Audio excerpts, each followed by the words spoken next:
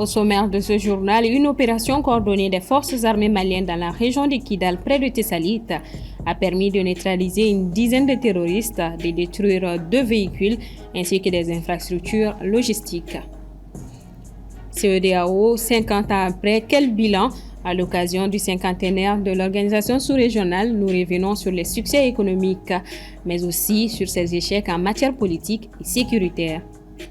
Les enseignants de Bamako observent un arrêt de travail qui a paralysé ce jour les écoles publiques de l'enseignement préscolaire, fondamental, secondaire général, technique, professionnel et normal du district. Le mot d'ordre de grève est suspendu.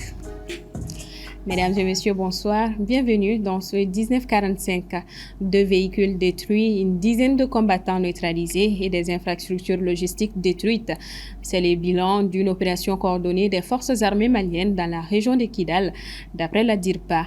Djeneba Samaki. Quelques jours après la tenue du Conseil supérieur de la défense nationale, durant laquelle de nouvelles orientations ont été données par le chef suprême des armées, l'armée intensifie ses frappes contre les terroristes près de la frontière algérienne.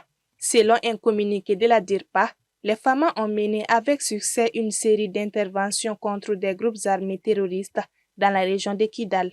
Grâce à des renseignements militaires précis, les mouvements de plusieurs véhicules suspects ont été suivis dans le secteur de Talandak, situé à 82 km au nord-est de Tessalit. Les opérations nocturnes qui ont eu lieu entre le 21 et le 22 avril ont permis de frapper efficacement 3 cibles principales. Les premières salves ont conduit à la destruction de 2 véhicules et à la neutralisation d'une dizaine de combattants. Une 3e salve a ciblé un 3e véhicule ainsi qu'un dépôt de carburant, entraînant la neutralisation de 5 autres terroristes. Même si l'armée ne donne pas de détails sur l'identité des terroristes neutralisés, elle qualifie l'opération des coups durs infligés aux activités des groupes terroristes. Les explosions et les incendies résultant de ces frappes et largement partagés sur les réseaux indiquent l'importance des cibles visées. Par ailleurs, dans la région de Gao, les habitants de la commune rurale de Gabero ont organisé ce mardi 22 avril un sit-in à l'appel de la société civile. Selon le correspondant de Studio Tamani, il réclame la mise en place d'une délégation spéciale pour gérer les affaires locales. Selon les manifestants, la commune est confrontée à une profonde crise marquée par l'insécurité et le sous-développement, pour lesquels ils appellent les autorités à agir rapidement pour sortir Gabero de l'abandon. Je l'annonçais au sommaire, ce mardi 22 avril, la CEDEAO célébrait ses 50 ans, une célébration qui continue avec le rassemblement des chefs d'État et gouvernements de pays membres à Accra. Après 50 ans d'existence, quel est le bilan de l'organisation? Des éléments de réponse avec Assetoumani Koulibaly. 50 ans d'existence, d'avancées, d'échecs, mais également des défis qui attendent d'être relevés. En effet, durant ces 50 années, l'organisation a accompli des avancées considérables comme la mise en place des passeports CEDEAO en facilitant la libre circulation des personnes et des biens. Ceci constitue un aspect économique majeur établi au cours des 50 ans de l'organisation. En 50 ans d'existence, le bilan que l'on peut n'est-ce pas, dire de la CEDEAO, en termes économiques, c'est d'abord l'instauration d'une carte d'identité CEDEAO et puis d'un passeport CEDEAO attribué aux citoyens de l'espace qui permet de faciliter la liberté de mouvement des citoyens au sein de l'espace. L'instauration d'une taxe communautaire qui va faciliter alors la création d'une union douanière, c'est-à-dire avec cette taxe communautaire-là, on va vers une harmonisation des droits des douanes. Sur l'aspect sécurité, des avancées, mais également des difficultés sont à retenir.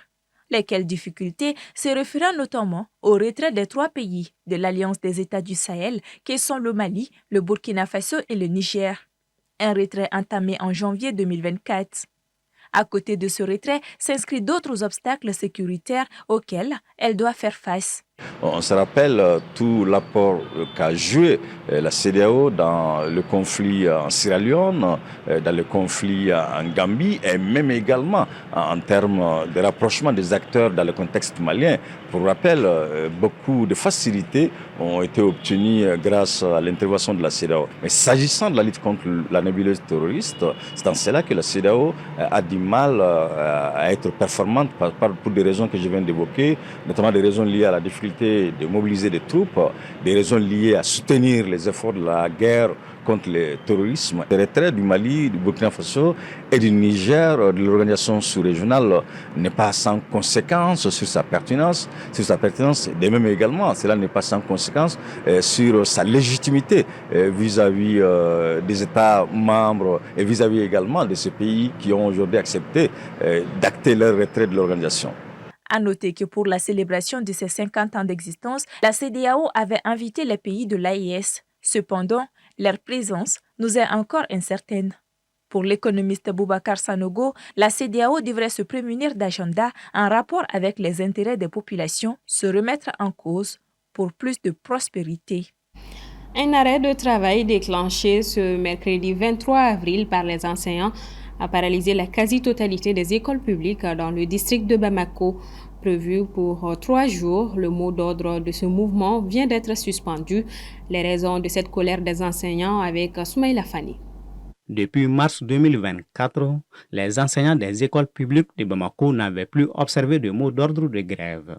Mais ce mercredi 23 avril, ils ont déclenché un arrêt de travail pour 72 heures, ayant paralysé l'ensemble des établissements publics de la capitale, évoluant au niveau des ordres d'enseignement préscolaire, fondamental, secondaire général, technique, professionnel et normal. Effectivement, nous avons déclenché un mouvement d'arrêt de travail qui a commencé le mercredi aujourd'hui et qui devait dans une première phase prendre fin le vendredi, ensuite recommencer du mercredi 30 et jusqu'à ce qu'on trouve les différents problèmes, les différents points trouvent leur solution. Et maintenant, les points, c'était le premier point, on avait demandé le départ immédiat du biétaire de l'Académie Rive-Gauche. C'est l'agent qui fait le traitement des salaires des enseignants des collectivités au niveau de l'Académie Rive-Gauche. Et maintenant, en deuxième point, on avait demandé le rétablissement des primes des agents mis à disposition. Et bien sûr, ces primes-là avaient été suspendues par le biétaire de l'Académie Rive-Gauche unilatéralement.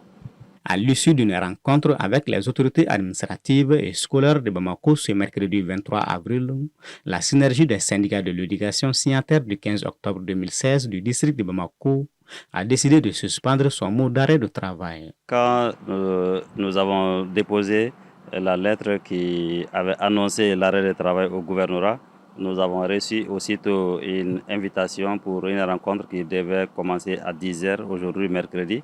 Et suite à ces rencontres-là, il était convenu, bien sûr, le ministre de l'Éducation a donné son aval, bien sûr, à travers le gouverneur, par rapport au remplacement ou au relève du biétaire. Et bien sûr, parce que pour faute commise par rapport à ses obligations en tant que biétaire. Et maintenant, le deuxième point, les primes qui avaient été suspendues aussi seront rétablies sur le salaire du mois de mai et bien sûr avec leur rappel du mois d'avril. C'est ce qui bien sûr va conduire à la suspension du mot d'ordre d'arrêt de travail. Cependant, selon le syndicaliste, le travail reprendra ce jeudi 24 avril dans les différents ordres d'enseignement de Bamako, conformément aux horaires habituels. En Côte d'Ivoire, Tidjane Thiam, candidat de l'opposition aux élections présidentielles, vient d'être radié de la liste électorale par la justice, qui a estimé qu'il avait perdu sa nationalité ivoirienne. Pour le candidat du PDCI, c'est une décision injuste, injustifiée et inacceptable. Aminata Keita. Il s'agissait du principal chef de l'opposition ivoirienne. Alors qu'il avait été officiellement investi la semaine dernière comme candidat du Parti démocratique de Côte d'Ivoire, Rassemblement démocratique africain PDCI-RDA, Tidjane Thiam vient de se voir écarté de la course. Selon la justice du pays, M. Thiam aurait perdu la nationalité ivoirienne quand il a acquis la nationalité française. C'est ainsi que la justice a fait droit aux demandes des requérants et ordonné la radiation du président Thiam de la liste électorale. Tidjane Thiam, qui n'a pas manqué de réagir à la décision, dénonce un déni de justice indigne d'une démocratie. En fait, ce qui se passe, c'est que le pouvoir vient simplement d'éliminer, à travers un raisonnement juridique inique et incompréhensible, son rival le plus sérieux. Aujourd'hui, les masques sont tombés. Puisque ces attaques n'ont pas marché et que malgré tout je fais la course en tête, il fallait tout simplement m'empêcher d'être candidat. Ce sont des militants du parti au pouvoir qui ont démarré ces procédures infondées contre moi, représentés par des avocats du parti au pouvoir, portant ces procédures devant des juges nommés par le parti au pouvoir. La radiation de Tidjane Thiam de la liste électorale lui ferme la porte pour sa candidature à la présidentielle du 25 octobre prochain, tout comme c'est le cas pour l'ancien président Laurent Gbagbo, son ancien bras droit Charles Blé Goudé et l'ancien premier ministre Guillaume Soro pour des condamnations judiciaires. C'est une décision susceptible d'aucun recours. Je n'accepterai pas cette radiation parce qu'elle est injuste, injustifiée et incompréhensible. Le PDCI n'accepterait pas cette radiation. Le PDCI est uni derrière moi. Il n'y aura pas de plan B, il n'y aura pas de plan C. Nous voulons aller à cette élection représentée par le candidat que le PDCI s'est librement choisi. Né en Côte d'Ivoire le 29 juillet 1962, Tidjane Thiam s'est vu décerner la nationalité française en 1987 après qu'il soit sorti major de sa promotion de l'École nationale supérieure des mines de Paris. Il a d'ailleurs renoncé à cette nationalité en mars 2025 afin de se présenter aux élections présidentielles ivoiriennes, scrutin pour lequel un candidat ne peut être binational. Alors, deux possibilités s'offrent à l'opposition. La première, c'est de se mettre ensemble, de faire bloc commun pour mener la bataille ensemble. Ou l'autre option, c'est de rester chacun dans son coin, sur ses égaux, et décider de mener seul sa bataille. Ce qui, pour ma foi, ne payera pas. Seulement 3 opposants sont encore en course, l'ancienne première dame Simone Gbagbo, l'ex-ministre du Commerce Jean-Louis Bilon, ainsi que l'ancien premier ministre Pascal Affi-N'Guessan.